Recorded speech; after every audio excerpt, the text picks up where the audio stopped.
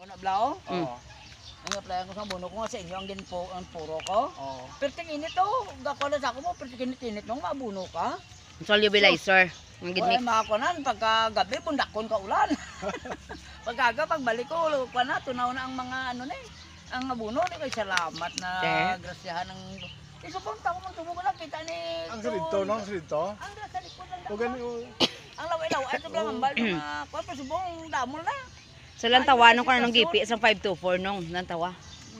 Na turning 5 months pala na guys. No? Pila ka months na sa Kapaguhan mo nino, kapaguhan O nino. kabaguhan nila tanan.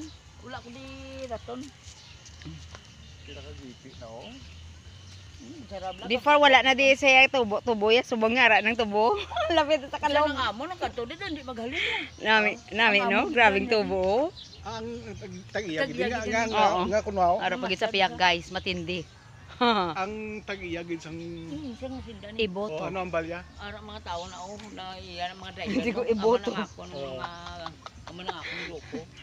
Kasi linya nung Hindi na ni sila katulog because on Monday will be the election day.